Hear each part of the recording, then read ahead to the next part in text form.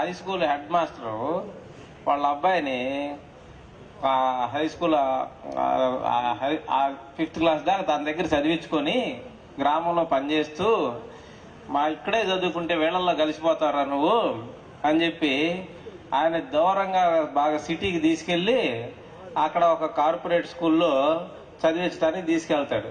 ఆ పిల్లవాడు, నానా నేను నిన్ను చూడందే ఉండలేను, అమ్మని చూడందే ఉండలేను, చెల్లెలను చూడందే ఉండలేనని ఆ మెట్ల మీద కూర్చొని ఏడుస్తాడు. నేను జారను, నేను ఇక్కడ రెసిడెన్షియల్ స్కూల్లో నేను ఉండను, నేను ఇంటికి తిరిగి రోజు మిమ్మల్ని నేను చూడాలా, నేనేం గోల్ చేయను నాన్న, నువ్వు చెప్పిన మాట వింటాను నాన్న, నన్ను ఎట్టయినా సరే ఇంటికాడ ఉంచు నాన్న, నా ఫ్రెండ్స్ ఉండారు, నేను అందరితో మాట్లాడుకుంటూ ఉంటాను అని అంటే వాళ్ళ నాన్న, నువ్వు పల్లెటూరులో ఉండి ఆ స్కూల్లో చదువుకుంటే ఏమవుతారా, నువ్వు వాళ్ళకులాగానే తయారవుతావు, కాబట్టి నువ్వు ఇందులో చదువుకుంటే నువ్వు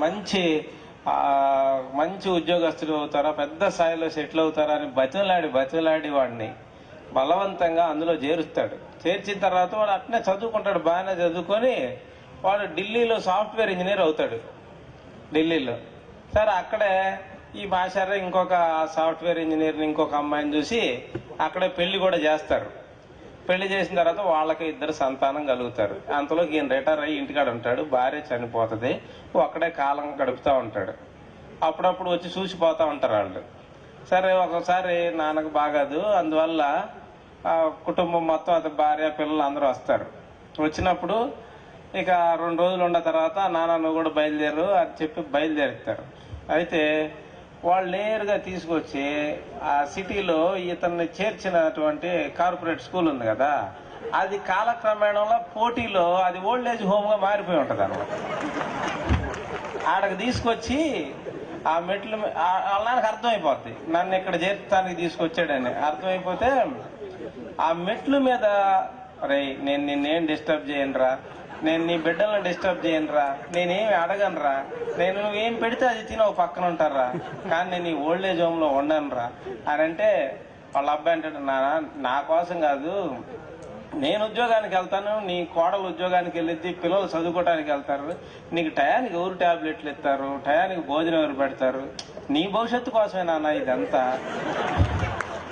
నాన్న నీతో మాట్లాడుకోవడానికి నీ వయసు వాళ్ళు కొంతమంది ఉంటారు నాన్న, ఇక్కడ చక్కగా ఇక్కడ ఉండు నాన్న అని చెప్పి బలవంతంగా చేరిపెత్తాడు. అంటే నేను ఇటీవల ఒక 20 సంవత్సరాల క్రితం రిటైర్ అయిన ఒక హెడ్ మాస్టర్ కోసం ఆయనతో పని ఉండి ఆయన కోసం వెళ్తా, ఆయన ఎక్కడున్నాడని వెతుక్కున్నా. 20 సంవత్సరాలు అయింది రిటైర్ అయ్యి ఆయన. వెళ్తే అతను ఆడ ఓల్డ్ ఏజ్ హోమ్ లో ఉన్నాడు. ఆయన ఒక ఓల్డ్ ఏజ్ హోమ్ లో ఉన్నాడు. ఒక మంచి హెడ్ మాస్టర్, చాలా మంచి పేరు ప్రఖ్యాతులు ఉండే ఆయన. అలాగే వాళ్ళ పిల్లలందరూ కూడా చాలా విదేశాల్లో సెటిల్ అయిపోయారు. నేను ఆయన వెతుక్కుంటూ వెళ్ళేసరికి అక్కడ ఇంకా 4 హెడ్ మాస్టర్లు ఉంటారు ఆ ఓల్డ్ ఏజ్ హోమ్. నాకు చాలా బాధ వేసింది, ఏంది మన మాస్టర్ లేదు ఎట్ అయిపోవటం ఏంది అని చెప్పి నేను ఆలోచించాను. అక్కడ వాళ్ళ పిల్లలందరూ కూడా బాగా సెటిల్ అయిన వాళ్లే. అయితే చాలా మంది తల్లిదండ్రులు గమనించిన విషయం ఏంటంటే, పిల్లల తర్వాత పట్టించుకోకపోతే మా పిల్లలు మమ్మల్ని పట్టించుకోవట్లేదు, మా పిల్లలను బాగా పెంచాము, బాగా తీర్చిదిద్దాము, వాళ్ళకి అవసరమైనంత ఖర్చు పెట్టాము, వాళ్ళకి కావలసిన ల్యాప్టాప్లు, బైకులు, వాళ్ళకి సెల్ ఫోన్లు అన్ని ఇచ్చి లక్షలాది ఫీజులు చేస్తే వాడి చివరికి మనతో మాట్లాడటానికి కూడా వాడికి కష్టమైపోతుంది అని చాలా మంది తల్లిదండ్రులు బాధపడతారు.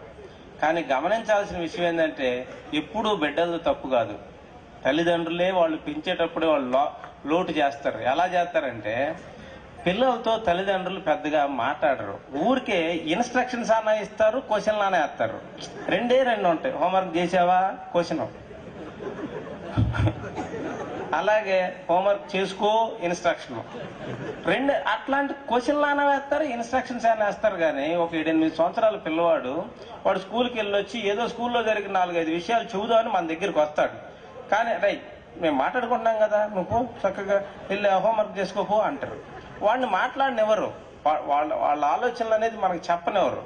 దాంతో వాళ్ళు మాట్లాడకపోవటం వల్ల వాళ్ళకి మనకి కొంత గ్యాప్ వస్తుంది.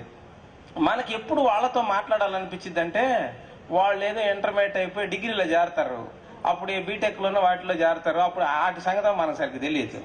దాంతో ఆ కాలేజీలో జాయిన్ అయిన తర్వాత అప్పుడు కొడుకుని ఎరా కాలేజీ బాగుందా అని అడుగుదాం అనుకుంటారు. నాన్న కాలేజీ బాగుందా అని అంటే, నాన్న కాలేజీ అన్నా కాలేజీ ఇలానే ఉంటుంది, ఏంది అందులో నువ్వు అడిగేది అన్నట్టుగా వాళ్ళు సమాధానం అన్నీ కూడా కట్టెరగ తీసినట్టు సమాధానం చెబుతూ ఉంటారు.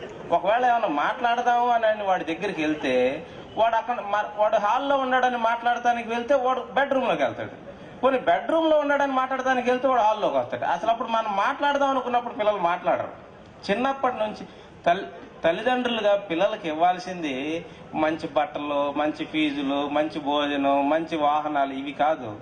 చక్కగా తల్లిదండ్రులు వాళ్ళ బిడ్డలకు ముచ్చట చెప్పాలా, వాళ్ళ గురించి చక్కగా మాట్లాడాలా. డబ్బులే కాదు దాచిపెట్టుకోవాల్సింది, ముచ్చట కూడా బిడ్డల దగ్గర దాచిపెట్టుకోవాలా. తర్వాత ముసలోళ్ళం అయిన తర్వాత ఇప్పుడు మన భార్యాభర్త ఇప్పుడు మాట్లాడుకుంటూ ఉంటారు, బైక్ కొందాం అనుకుంటున్నారు అనుకోండి. 10 ఏళ్ల కుర్రోడు వచ్చి నాన్న మనం రెడ్ బైక్ కొనుక్కుందాం అంటాడు. రేపు మేము మాట్లాడుకుంటున్నాం కదా, పోయి హోంవర్క్ చేసుకో అంటాడు. ఒక 25 ఏళ్ల తర్వాత మనం ముసలోళ్ళం అయిపోయి రిటైర్ అయిపోయి ఇంటికాడ ఉంటాం.